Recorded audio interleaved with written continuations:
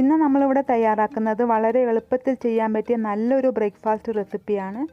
ഒരു പ്രാവശ്യം ഇതുപോലെ ട്രൈ ചെയ്ത് നോക്കൂ. വളരെ രുചികരമായ ഹെൽത്തി ആയിട്ടുള്ളൊരു പലഹാരമാണത്. അതിനായിട്ട് ഞാനിവിടെ എടുത്തിട്ടുള്ളത് ഒരു സ്വീറ്റ് കോണാണ്.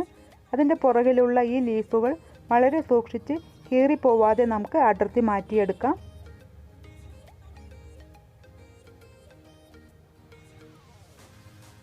ഈ ഒരു ലീഫിൽ വെച്ചിട്ടാണ് ഈ പലഹാരം ഞാൻ വേവിച്ചെടുത്തിട്ടുള്ളത്.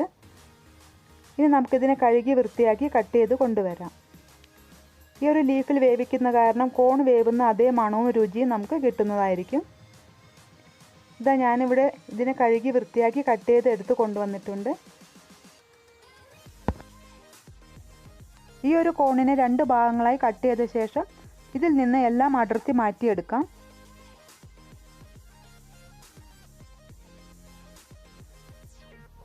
ഇതുപോലെ എടുക്കുകയാണെങ്കിൽ പെട്ടെന്ന് തന്നെ നമുക്ക് അടർത്തി എടുക്കാനായിട്ട് കിട്ടും.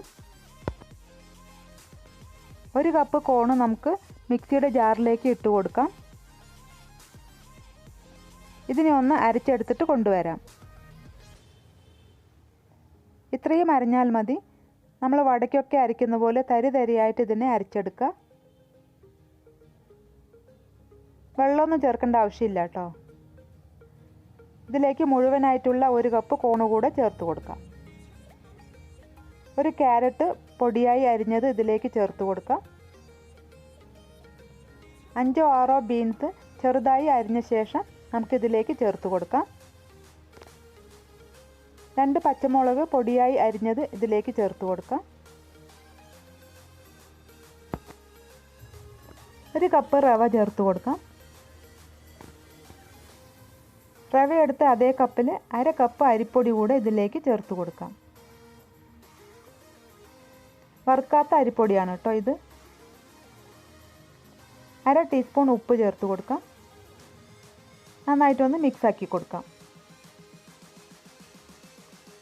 ഇതിലേക്ക് 1/2 കപ്പ് തേങ്ങ ചിരവിയത് കൂടെ ചേർത്ത് കൊടുക്കാം. വീണ്ടും ഒന്നുകൂടെ ഇളക്കി കൊടുക്കാം. ഇനി ഇതിലേക്ക് 1 കപ്പ് അധികം പുളിയില്ലാത്ത തൈര് ചേർത്ത് കൊടുക്കാം. എല്ലാം കൂടെ നന്നായിട്ടൊന്ന് യോജിപ്പിച്ച് കൊടുക്കാം. കുട്ടികൾക്കും പ്രായമായവർക്കും ഒരുപോലെ കഴിക്കാൻ പറ്റിയ നല്ലൊരു ബ്രേക്ക്ഫാസ്റ്റ് റെസിപ്പിയാണത്. ഇനി ഇതിലേക്ക് 1 കപ്പ് വെള്ളം ഇവിടെ എടുത്തിട്ടുണ്ട്. അതിൽ നിന്ന് 1/2 കപ്പ് വെള്ളം ചേർത്ത് കൊടുത്തിട്ട് മിക്സാക്കി എടുക്കാം. അധികം ലൂസായി പോവരുത്. നോക്കിയ ശേഷം 1-2 ടേബിൾ സ്പൂൺ കൂടെ നമുക്ക് വെള്ളം ചേർത്ത് കൊടുക്കാം. എന്നിട്ട് നന്നായിട്ടൊന്ന് ഇളക്കി യോജിപ്പിച്ചെടുക്കാം. ഇതുപോലെ വേണം ഇതിനെ മിക്സാക്കി എടുക്കാനായിട്ട്. ഇനി ഇതിലേക്ക് 1 കപ്പ് മല്ലിയില അരിഞ്ഞത് കൂടെ ചേർത്ത് കൊടുക്കാം. എല്ലാം കൂടി ഒന്ന് ഇളക്കി യോജിപ്പിക്കാം. നമ്മുടെ മാവ് ഇവിടെ റെഡി ആയിട്ടുണ്ട്. ഈ ഒരു പരുവത്തിൽ വേണം നമുക്ക് ഇതിനെ മിക്സാക്കി എടുക്കാനായിട്ട്.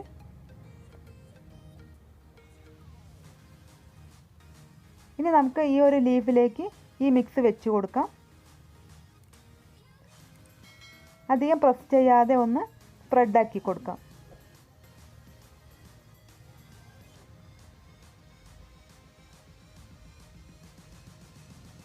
അതിനുശേഷം നമുക്ക് ഇതുപോലെ മടക്കിയെടുക്കാം. 2 സൈഡും പതുക്കെ ഇതുപോലെ ഒന്ന് ഫോൾഡ് ചെയ്ത് കൊടുക്കാം. ഇനി നമുക്കിതുപോലെ കമഴ്ത്തിയിട്ട് ഈ തട്ടിലേക്ക് വെച്ച് കൊടുക്കാം. ബാക്കിയുള്ളത് കൂടെ നമുക്കിതുപോലെ തന്നെ ചെയ്തെടുക്കാം. അധികം പ്രസ് ചെയ്യരുത്. ഇതുപോലെ ഫോൾഡ് ചെയ്തെടുക്കാം. എന്നിട്ട് ഇതുപോലെ കമഴ്ത്തി കൊടുക്കാം. എല്ലാം ഞാൻ ഇതുപോലെ ചെയ്തെടുത്തിട്ടുണ്ട്. ഇനി നമുക്കിതിനെ സ്റ്റീം ചെയ്തെടുക്കാം. ഇഡ്ഡലി പാത്രത്തിലേക്ക് ഇതുപോലെ വെച്ച് കൊടുക്കാം. അതിനുശേഷം മൂടി വെച്ചിട്ട് 15 മിനിറ്റ് നമുക്കിതിനെ വേവിച്ചെടുക്കാം. 15 മിനിറ്റിന് ശേഷം നോക്കാം. 15 മിനിറ്റിന് ശേഷം നമ്മളുടെ രുചികരമായ ഹെൽത്തി ആയിട്ടുള്ള ബ്രേക്ക്ഫാസ്റ്റ് ഇവിടെ റെഡി ആയിട്ടുണ്ട്. നിങ്ങളും ഇതുപോലെ ഉണ്ടാക്കി നോക്കൂ. നല്ല ടേസ്റ്റാണ് കേട്ടോ. ചൂടോടെ നമുക്ക് ഇഷ്ടമുള്ള ചട്നികൾക്കൊപ്പം കഴിക്കാവുന്നതാണ്. ഇടയ്ക്കൊക്കെ കുട്ടികൾക്ക് ഇതുപോലെ വ്യത്യസ്തമായ രീതിയിൽ തയ്യാറാക്കി കൊടുക്കുകയാണെങ്കിൽ അവർക്കതൊരു സർപ്രൈസ് തന്നെയായിരിക്കും. ഈ വീഡിയോ ഇഷ്ടപ്പെട്ടാൽ ലൈക്ക് ചെയ്യണേ. അതുപോലെ തന്നെ എൻ്റെ ചാനൽ ഒന്ന് സബ്സ്ക്രൈബ് ചെയ്ത് സപ്പോർട്ട് ചെയ്യണേ. അടുത്ത പുതിയൊരു വീഡിയോ ആയിട്ട് വീണ്ടും വരാം. Thank you.